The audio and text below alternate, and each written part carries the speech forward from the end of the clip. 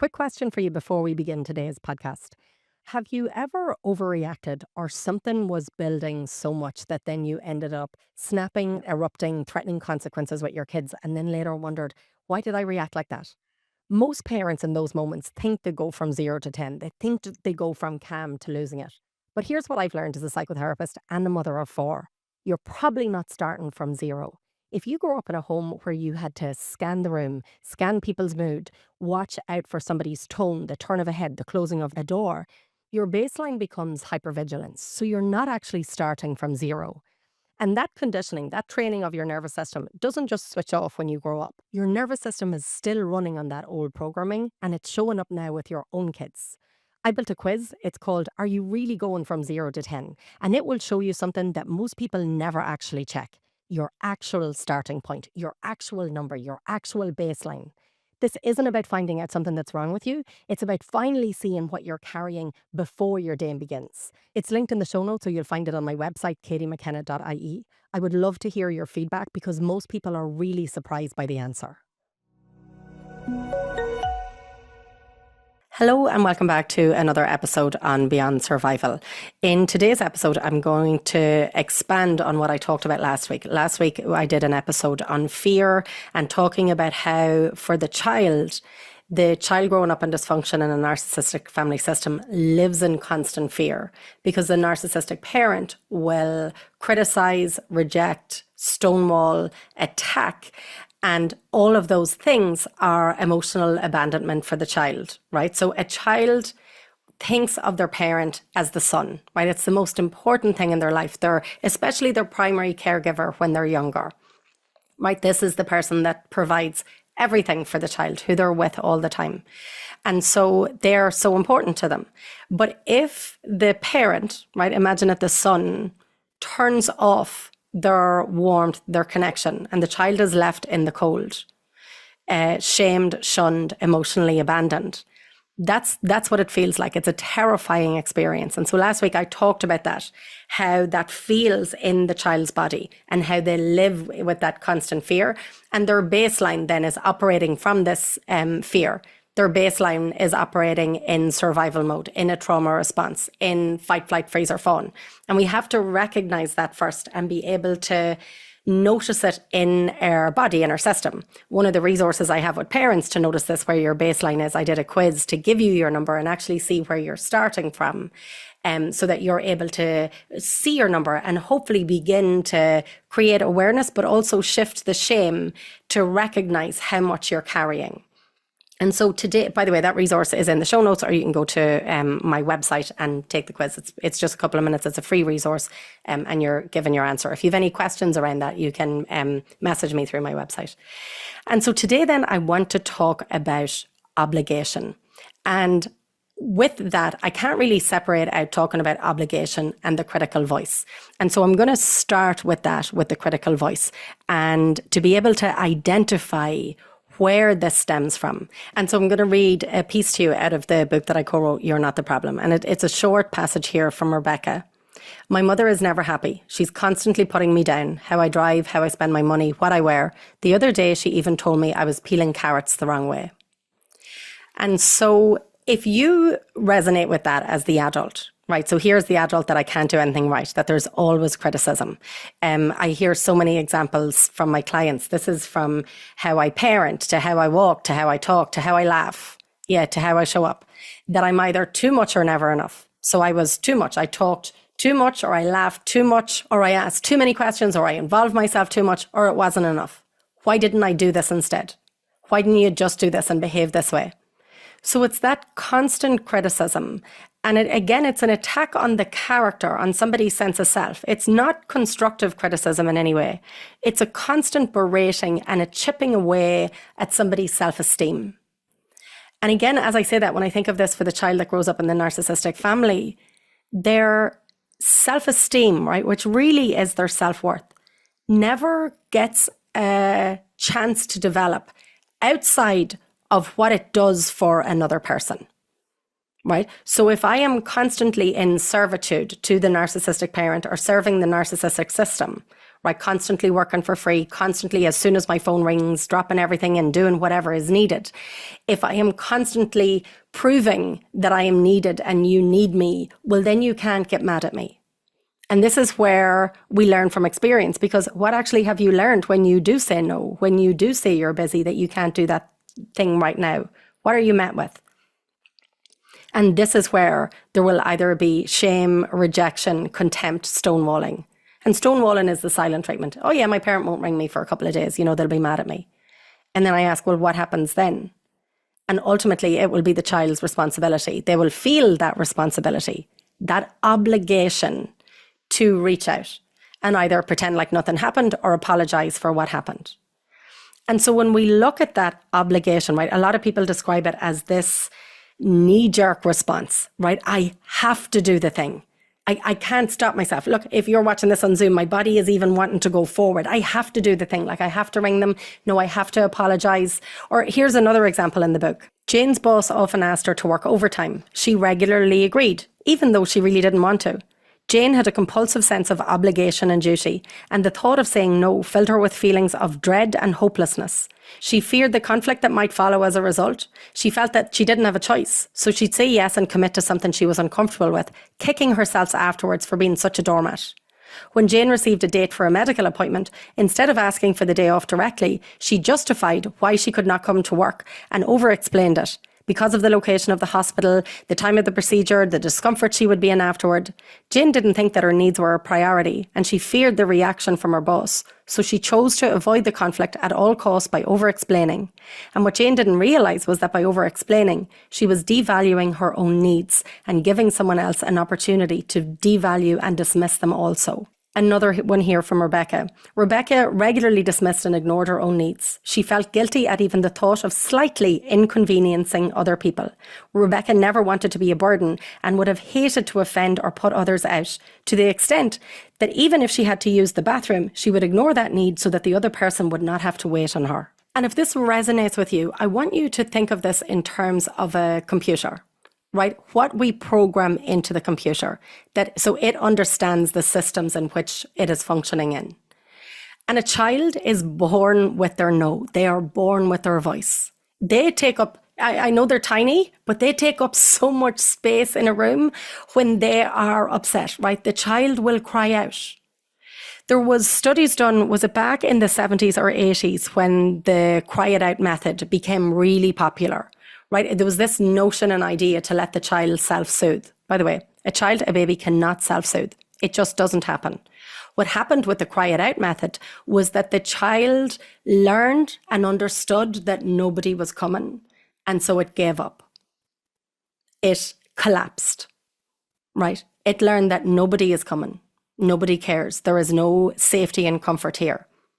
But it was born with their voice. It was born with the just deep, innate survival sense that I cry out. Like, this is what I do when I'm uncomfortable, when I'm hungry, when I need comfort, when I need closeness, when I need, my attachment need when I need it. And what they discovered then was with the kids that did what they thought self-soothed, when they took blood from them, they saw that their cortisol and adrenaline, do you remember from last week's episode, the cortisol and adrenaline, the fear response, was still so high in their blood, even though they weren't crying out. And so this is where, people can think, this is a really good child. They never cry. Why does a child never cry? Why does a child never complain? Is never unhappy? What is happening here that a child isn't, I want to say complaining or crying in some way. If a child is never unhappy or in any way upset at a parent, or, think of if any of you either have a toddler or a niece, a nephew or a friend, think of when the child is upset. Yeah, when they're crying, either physically crying as a baby or crying, having a tantrum as a 2-year-old, or, pushing somebody else or shoving them or wanting something their own way. This is the child trying to use their voice. Now, it's up to the parents to, teach the child as they get older and have limits around that and boundaries. But this is where they have that innate sense of self, right? This is developing their autonomy, their agency. But this is thwarted and annihilated from the narcissistic parent. This is where the parent will guilt trip any sign or way of the child taking any step towards autonomy. And so the guilt can be anything from spending your own money to wanting, maybe now as an adult, wanting to spend your own time with your own family, wanting to spend your own time, your own day off by yourself, resting, wanting to do something and not invite your parent, right? Go on holidays, go somewhere, do something. Saying no, that if your parent rings and wants something right now, that you can't do that right now, and maybe, leaving at that, not rescuing. And seeing the response from the parent, how they will guilt trip you, make you feel like you're a bad daughter, that there's something wrong with you. And this can be explicit from the parent in examples like this. And it also can be implicit messaging that you receive growing up in a narcissistic family system. And here's an example of that. Megan remembered martyrdom and self-sacrifice being praised in her family, bordering on congratulating people for their selflessness. Any type of healthy self-interest was mocked or shamed as someone having notions about themselves, ideas above their station, or being too big for their boots. Megan even felt guilty for sitting down to rest before she'd finished all she had to do. The task of completing everything put her under such pressure that she was regularly burnt out. Megan was also unable to ask for help. I do everything by myself. If someone helps me, I feel like I owe them something. I hate that feeling like that. It just seems easier to do it by myself. Megan's mother taught her that if she did something nice for Megan, then Megan should be obliged to do whatever was asked of her. She disliked feeling indebted to someone else, hated feeling so powerless and out of control. And as a result of never asking for help, she became entrenched in the role as the strong one, which kept people at a distance because they never saw her as a human who struggled like everyone else. This is where the fear, obligation, and guilt again is born from. Because any time that you, in any healthy way, center yourself in a narcissistic family system, other than obviously because the narcissist is the center, they see themselves and act like they are the sun and the whole world should revolve around me. And if you don't center me, I will punish you. And I will punish you by actively criticizing, shaming, guilt-tripping you, stonewalling you, giving you the silent treatment, and make you feel like you are a bad person, that you are a bad son, a bad daughter, selfish, mean, cruel, cold-hearted, lazy, inconsiderate, thoughtless, all of these things. And that is terrifying for the child. And this is where this will not be an isolated incident.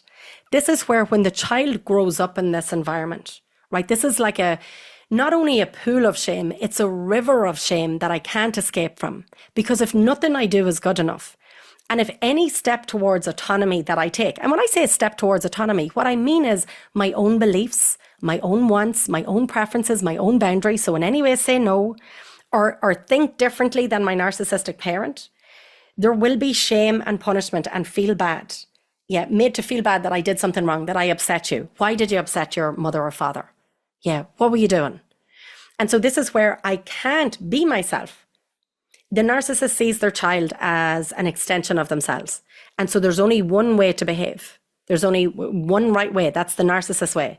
And any step out of that, you are bad and shamed and not good enough. And it's emotional abandonment.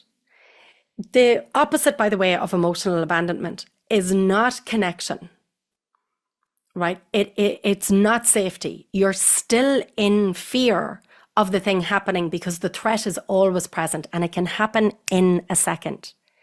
That's why when somebody grows up in this, when I'm talking about that fear and hypervigilance, that they really struggle to trust joy when something's good happening in my life. I'm just waiting for the other shoe to drop. Because in childhood, I was never able to trust the good times. And likely there were sprinkled, there were some good times. Yeah, maybe some laughter, maybe some consideration. This is what creates the trauma bond, by the way. This is the breadcrumbing. But these moments, the child will know not to trust them. I'm still in fear because it could change. In the book, there's an example, I think it's from Megan, where she talks about being, just at dinner. And I think it was laughing with her sister. And she's laughing with her sister over something nothing got to do with her mother. And in that moment, she looks and the mother is angry and upset. And the mother has either taken something personally or is mad in that moment. And the daughter knows that she does something wrong. I found it. It's actually from Rebecca in the book. Rebecca recalled a childhood full of anger. We would all be sitting at the table laughing and joking. And then all of a sudden she would start shouting at me. It came out of nowhere. Suddenly I was in the firing line and it was so confusing. Everyone sat there in silent shock, watching her shout. And I would be begging her to tell me what I had done. Eventually, she might tell me, though sometimes she wouldn't. Usually it was something I didn't even realise I had done, like looking at her a certain way or laughing at a joke about her a bit too loudly. She really hated if she thought I was laughing at her. I'm terrified now whenever I hear raised voices. I freeze and then panic about what I did to cause it and how I will fix it, even when it's people I don't know. Rebecca had what we call a trigger. Whenever anyone got angry, she felt in adulthood the same way as she did as a child, when her mother was annoyed with her, and the same desperation to find a way to stop the anger. That's why she avoided letting people know they'd hurt her or let her down. She was so scared of the anger that she preferred to stay silent. That is devastating for a child to live in that environment. There's no way I can sugarcoat that. It just is. There is no safety at all for the child. And so this is where the fear, obligation, and guilt take root. That guilt that I feel bad that I did something wrong. I feel obligated to fix it. I feel obligated to phone them. I just have to. And because it's intolerable for me to sit with this fear that I'm a bad person, that I'm not good enough, that I did something wrong. And this is because that part of us still believes truth of what the narcissistic parent said, right? That projection, that projection is the look and the belief that the narcissist has, and it projects that onto the child. And so somebody who, is a good person and, has morals and values, they can often project that onto other people and only see the good in other people. Maybe that's you or somebody like that. Like, I only see the good in people and I see their best intentions. There can be a huge denial in that, because now we can overlook everybody's behavior, transgression, mistakes, because we're projecting onto them this inherent belief that they are all good and that they would do no wrong. This is also from growing up with a narcissistic family parent, right? They can do no wrong. They're telling you that they do this because they love you. And it's really hard for you to trust your own internal experience when you see any sort of a mistake or something that they do. You're told that this is love. But also, this is coming from a sense of self, that if you have these values, this goodness, and you can then stop seeing or don't see the reality of somebody in your life because you're projecting onto them this goodness. Oh, they didn't mean it. They're good. And so this is why it's really important for you to have your own identity. What do you really think of this person? What do you like about them? So think of somebody in your life that causes you harm, that causes you difficulty, that you're confused by their behavior, but maybe you explain it away. I want you to really go inward, right? Because you're trained to look at their behavior, monitor it, be able to anticipate it, to be able to not upset them, to blend and morph with what they want. But I want, if you can, to try to separate that out and ask yourself, what do you really think of this person? And what do you like about this person? And genuinely, you might have things there that you like, but think about them. What do you like about this person? What do you not like about them? What do you dislike about how you behave around this person? And why do you behave in those ways? What's the fear? And where there's fear, this is where, when someone grows up in this environment, we can have huge fear in safe relationships, right? So a relationship that I like, maybe this might be a new friend, a new relationship, and I'm scared to say no. I'm scared to hold a boundary. I'm scared to identify my need, because ultimately I don't want to lose them. I'm scared because I might see a reaction that I don't like. So I'm just going to do the thing. I'm going to pretend I don't have any needs, make myself small, be invisible, and just go along, go with the flow all the time. This is the thing that keeps us trapped then and repeating the pattern in relationships. It is so important for us to have our no in a relationship and to have it as early as we can in a relationship to then see how another person responds to our no. That is what safety is about. It's about having a disconfirming experience, right? So, and confirming experiences all my life I've grown up, and that when I've said no, it ended really badly in a relationship. I got blamed, shamed, I made myself smaller, I was invisible, and I've kept that up. And we will have loads of people in our lives where that same experience was confirmed again and again and again. A disconfirming experience is having a new experience with someone where I can hold a no. They might be disappointed, but ultimately there's going to be no contempt thrown at me. There's going to be no anger or passive aggressiveness thrown at me. And that is a different experience that our brain can register. Oh, so it doesn't always have to be this way, right? That black or white, that one right way we've grown up with. This is a disconfirming experience.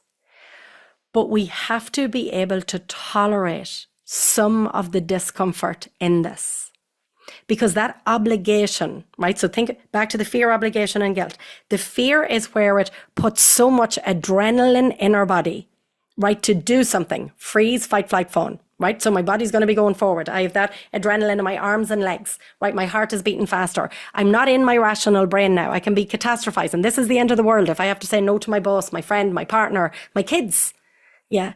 Because I can't tolerate if they're unhappy with me. It's so uneasy in my body, this anxiety. I don't like it. I feel really guilty and I'm a bad person. And so ultimately I want this feeling to go away. I want the anxiety that I'm feeling to dissipate because I can't tolerate it. Because in childhood, it was dangerous. And so this is now what's different in adulthood. Because as an adult, you have agency.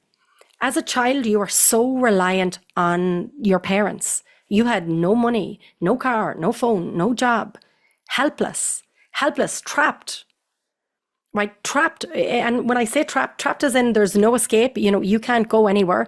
Trapped as well in the sense of a child has no real sense of time, right? Think of a young child and they're asking how far away is Christmas or how long is this car journey, right? They have no sense of time. If you tell them that something is going to be hours, weeks, days, never mind months or years, they can't fathom that. Yeah. So this feels never ending. This is their life. This is their bubble. This is what they have to live with. This is why they're in that cycle of survival response. Yeah. But this is what's different for the adult. I have agency. And yes, it can be extremely difficult, especially if you are living at home with your narcissistic parent or if you are in a romantic relationship, if you are living with a partner. This is where your survival can be intertwined with this, right? But there's a difference. You still have agency in these moments. And yes, it is scary. And yes, it is terrifying. But this is why domestic violence groups are. So Women's Aid, for example, or any DV group. And domestic violence, by the way, is emotional abuse. It is coercive control. A lot of people don't reach out for supports because they think, well, I'm not being hit. Yeah, I'm not a battered woman, so I don't qualify. That's just absolute bullshit. Yeah. If somebody is experiencing physical violence, then emotional violence is present. And a lot of abusive partners will use the threat and the intimidation of physical abuse, squaring up to somebody, towering over and banging tables, throwing something at the side of them. Again, maybe not even that overt with that sort of threatening, intimidating behavior, but stonewalling, the silent treatment, ignoring them, having control around finances, control around what they're wearing, control around where they're going. Right? All these things that the narcissistic parent does, that's just so familiar to somebody growing up in that environment. But this is where the fear, obligation, and guilt can keep the survivor trapped, right? Because I'm scared that I am what they're telling me I am. I'm scared that I am this awful, selfish, bad person and I don't want to be, right? Because I in no way want to be like my narcissistic parent.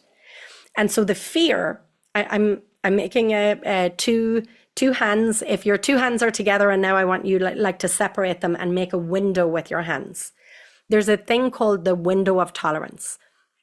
And this is where we can go up and down within our window of tolerance. So feel happy, sad, angry, disappointed, but not be triggered. Still be within our window of tolerance. So something can be uncomfortable for us, but we are still within our window of tolerance. Yeah. And it's only if something is dangerous that we're out of our window of tolerance. Yeah. So we're up here in either flight, fawn, or fight, or we're down here in freeze. And the reason I say down here, because in freeze, our heart rate can actually slow down. Yeah, when we are in that freeze statue, don't move, our heart rate can actually slow. There's still loads of adrenaline pumping in, but we're in that rabbit in headlights, we're frozen. And also then, I know I always talk about freeze, fight, flight, fawn, but there's also collapse. So that is when something then is imminent. When something really dangerous and harmful is imminent, like that my body collapse, like I dissociate from my body and I'm not experiencing it. And that is such a state of helplessness and hopelessness that I know there's no point fighting back. And so there's a disconnection from us in our body. Okay, so that being said, back to the window of tolerance. For the child of a narcissist, our window of tolerance for our own emotions will be small because it's not safe to have them, right? It's not safe to have joy in something outside the narcissistic parent unless that's something that's going to directly benefit them. So if you're successful in an area that the narcissistic parent is going to get an advantage of it by proximity, so maybe the people you're around, or if you're earning money and they're going to be able to get the money, or if you're a professional, let's say a status, and they're going to benefit from that.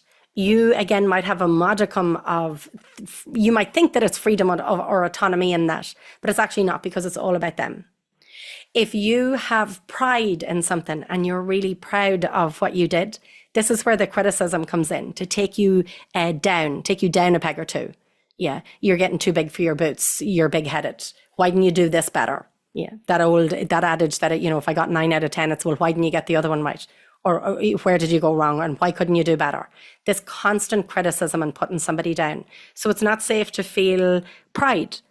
It's not safe for the child to feel anger unless the anger is on your narcissistic parent's behalf. If you are fighting for them, their needs, their wants, right? Trying to protect them, be their guard dog, essentially. Your anger is okay there, but it's not okay for you to have anger for yourself towards your narcissistic parent, to say no, to say that's not fair, to stand up for yourself. There's sadness, right? Disappointment and sadness. Again, a narcissistic parent might tolerate that if this is somebody that they don't like, that if you are sad or disappointed with them, because this is brilliant, because now I can isolate you further and this is all about me.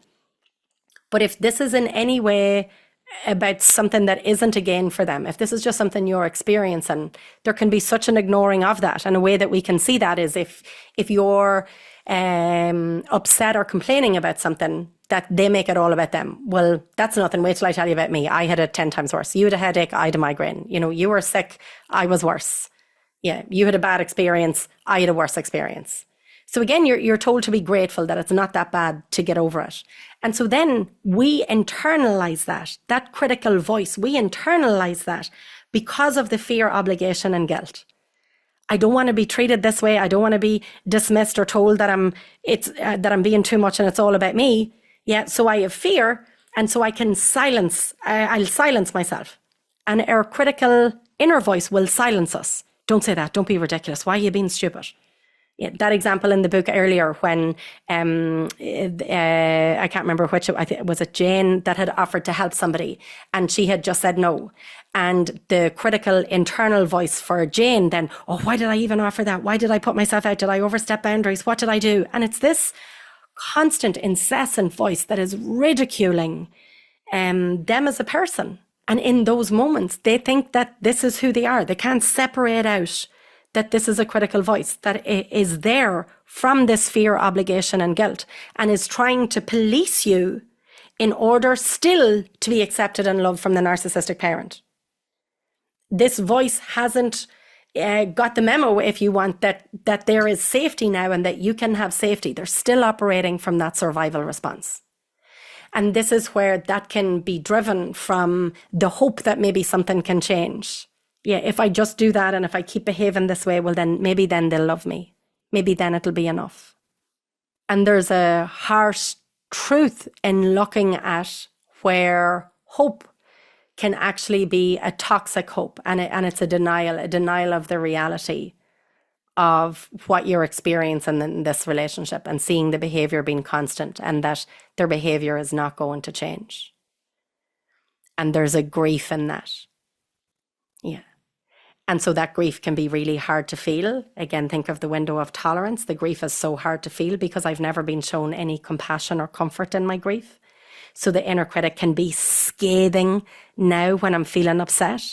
Yeah, what do you get over it? Like, this is ridiculous. You have nothing to cry for. Other people have it worse. And so it's intolerable for me.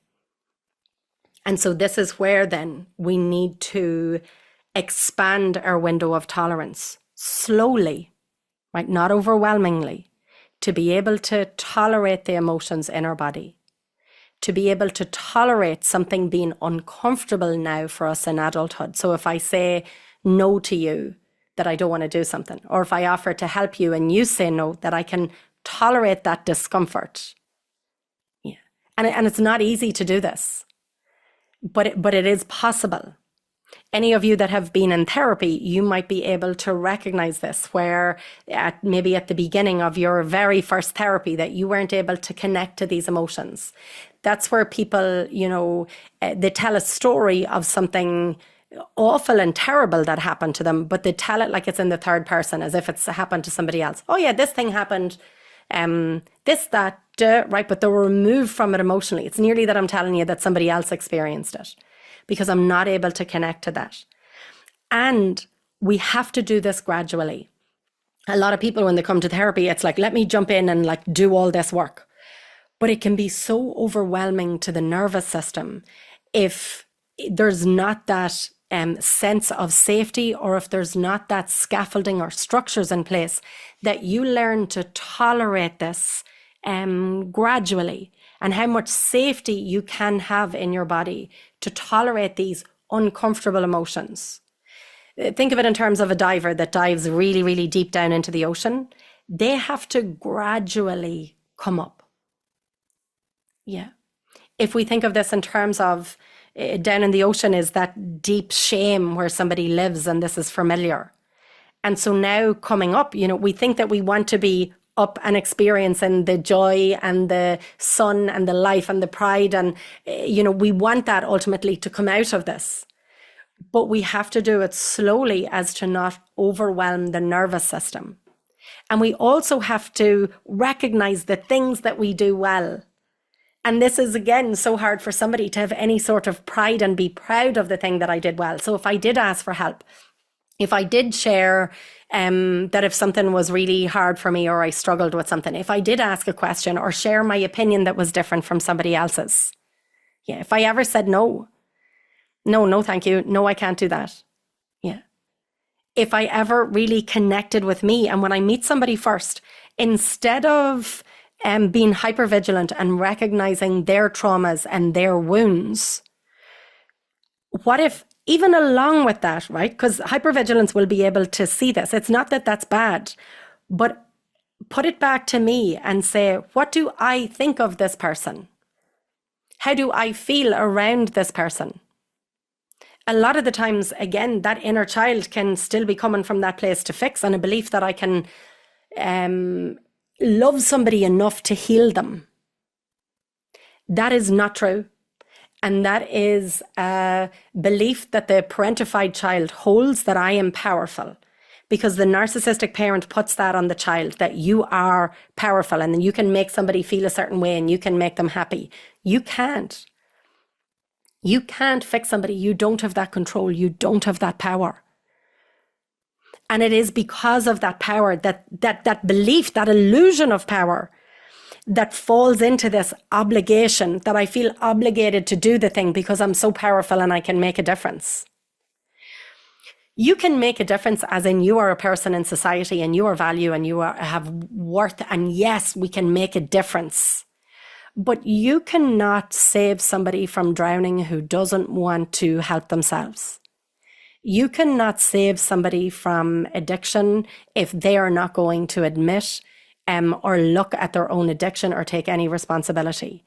You cannot save an abusive person without one, acknowledging that they're abusive, and then recognizing that unless they take accountability and do the harm and do the work and even care that they are abusing you in the first place, you cannot save them. That is not your job, and that was never your job and never your responsibility. And that does not make you selfish or cold-hearted. This is discernment. This is healthy discernment. And yes, if you have this nature where you want to give and help, do that in relationships where it is reciprocal.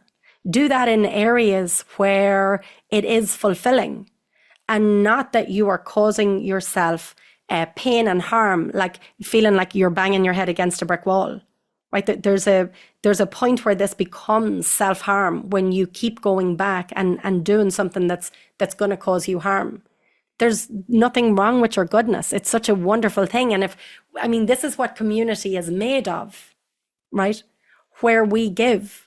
But it's different if you are constantly given to somebody who is exploiting you and take, and is never giving back. Yeah. Everything is reciprocal. It's not selfish to think of it that way. Think of in terms of the land. Yeah, we give to the land. We plant seeds to the land. We water the flowers. Even the rain, if that comes naturally in whatever climate you're in, and we nurture it for something to grow. If that is trees or flowers, the trees give us back oxygen. It's reciprocal, right? We're giving them the carbon dioxide. They're giving us the oxygen. If this is flowers, they're giving us maybe something to look at, beauty. It's feeding in the ecosystem. If we're talking about the bees, yeah, it's reciprocal. The land will give us food. Yeah, corn. Like it gives us, it's reciprocal. And so this is how unnatural and harmful it is when we see relationships that are in no way reciprocal. It's harmful. And so it's healthy to acknowledge that we live in a system where it is reciprocal.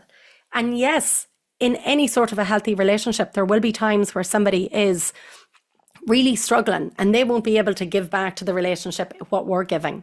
That's absolutely okay.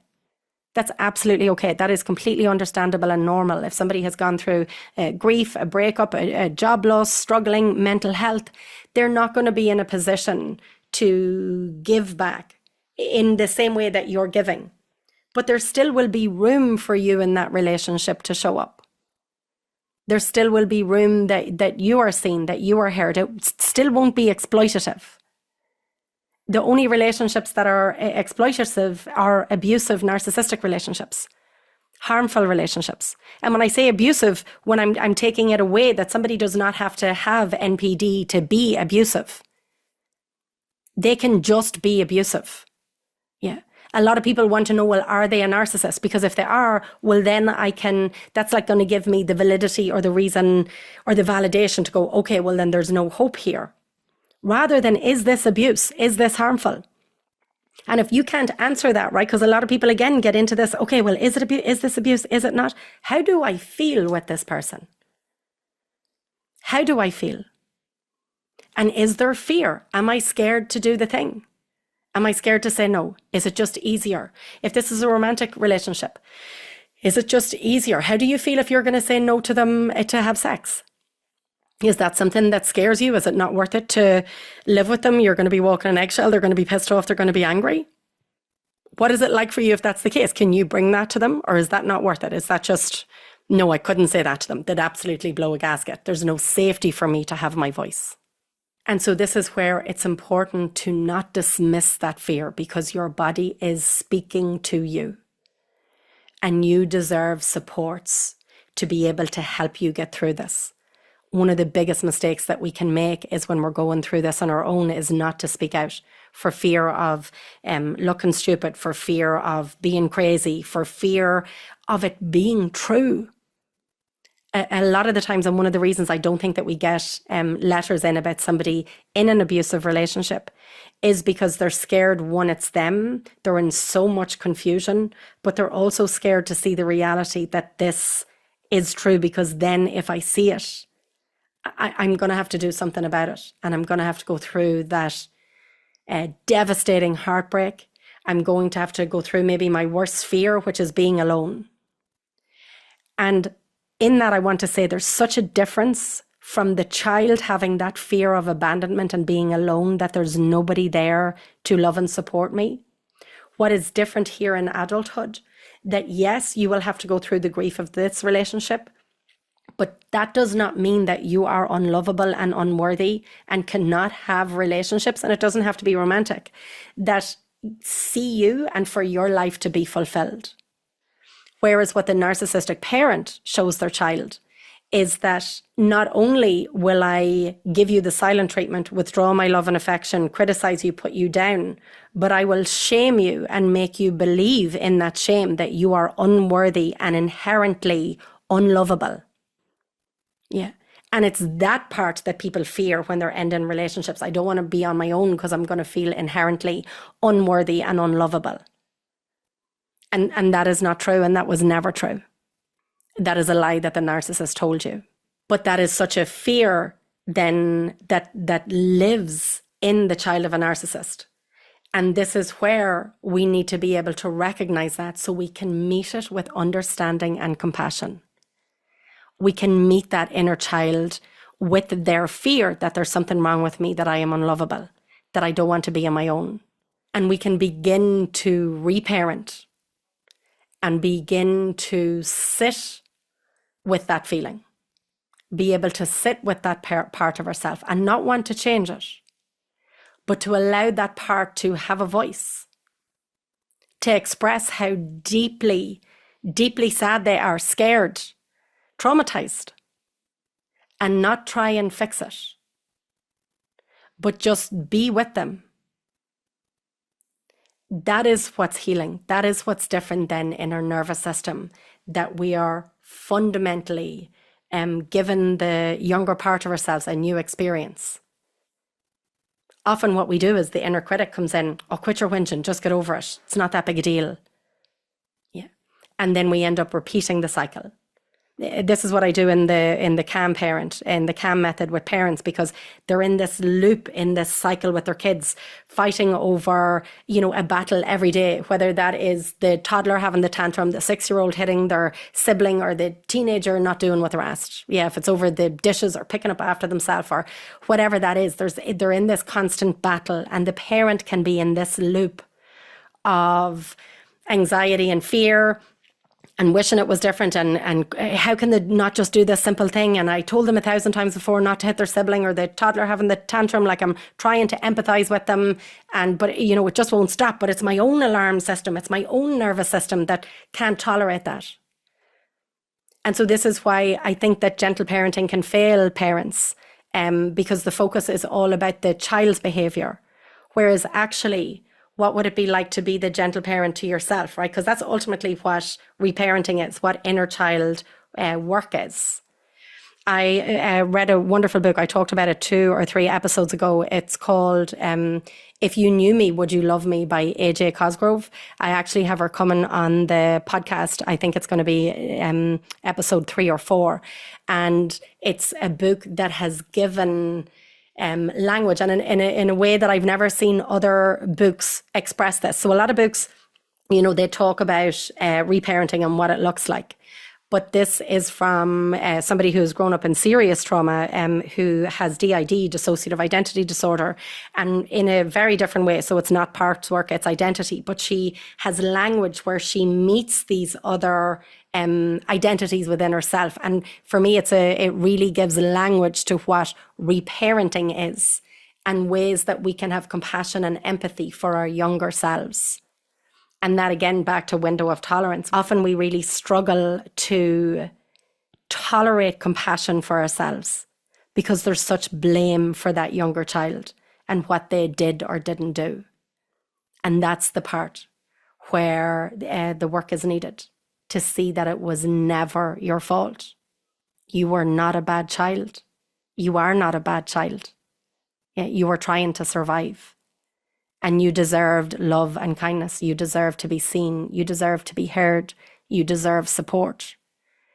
Not to live in fear and have this obligation to meet the parents' needs all of the time. But there's hope in that, right? If I can meet their needs, they'll be happy. This is where perfectionism is born from. If I just meet the standard, but the standard and the goalposts are always moving with a narcissistic parent. It's unrealistic. You will never meet it. It is never good enough. And so the loop is constantly being fueled by that perfectionism, which is fear of shame, to constantly always get it right for fear of not being good enough. And it is within you. This is the relationship with yourself in feeling good enough. And a bit like last week, this is where we gently see this, have awareness that this is happening. Because again, the impulse can be, okay, how do I fix this? This is not about fixing it. You were never broken. This is about being able to tolerate these emotions within, have compassion for self, be able to grieve without berating yourself, be able to be sad and treat yourself with kindness, be able for something to go well and treat yourself with kindness and celebrate that within you. These are all small ways. Taking time for rest, taking time for you, identifying what is your preference. What do you want? Yeah. It's so easy to go with the flow and allow somebody else to make decisions. And there's nothing wrong with at times somebody else making decisions. But if this has been your whole life where you have deferred this out, never trusted your own judgment with anything, this is a time that where you can build a tolerance to be able to trust yourself. And I just want to say, we are relational beings. If there is something huge, it is so important that we talk this out with friends and to be able to decide what we want. But on the small things, are you able to decide? Let's say it's a color you're painting your wall or painting your nails. Yeah. Or maybe what shoes to buy or what to wear. Instead of thinking, what's appropriate and how am I going to be judged or what do other people think of this color on my walls, can you take time first to identify what you like and what you want? And to have the courage to go for that, because ultimately it can always be, I'm going to use the word fixed. You can always change your mind. If you paint your nails a certain color and you don't like it, you can change it. But is it that you don't like it, or are you ruled by fear that other people won't like it? And if that is the fear that's ruling your life, right, because then I feel obligated, I have to rush back and change it, right, because I can't stand me beating myself up that I made a wrong decision. Can you begin to shift that there is no right or wrong decision on a nail color? And can you begin to tolerate that discomfort in your own body, that there is no right or wrong? And that this is just a preference right now. And my preference can change. The mood I'm in for today for a colour on my nails can be very different in 3 or 4 days. And I can change my mind. And that is okay. Because I am an adult. And I'm not in trouble. And I was going to say that nobody's mad at me. But even if they are, that I can tolerate that discomfort. That I am safe. And it doesn't mean that I'm a bad person or unlovable or unworthy. And they're the shifts that we make in being able to free ourselves from that fear, obligation, and guilt. And that we do get to live then above the water and be able to make connections and have joy and have experiences. And yes, still be caring and empathic and build communities. Yeah, and have reciprocal relationships that are giving to me and also I give in them. That's the hope. That's the freedom. That is the agency. That is the joy. And it comes with looking inward and being able to tolerate our own emotions and building that tolerance, even for the guilt. That I'm going to say no to this thing and I'm going to have to tolerate that this is really uncomfortable for me, but it's not dangerous. It doesn't mean that I'm unworthy or unlovable because somebody else is disappointed. And what I can begin to do is tolerate that and be able to separate the difference between guilt and shame. And because often they're so intertwined, because we grow up in so much shame that anytime we feel guilt, it is actually this shame. So I think on that note, I think in the next episode, I'm going to do an episode on guilt and shame, and to be able to separate the difference and to be able to recognize where it's appropriate to apologize from guilt, or where that is actually a trauma response. And I apologize for everything, for taking up space, for speaking, for moving, for breathing. Yeah, apologize for everything. And so when is that appropriate that I take accountability and responsibility, or have I just been trained to apologize for just existing? Okay, I'm going to leave it there then, and I will see you all next week. Bye.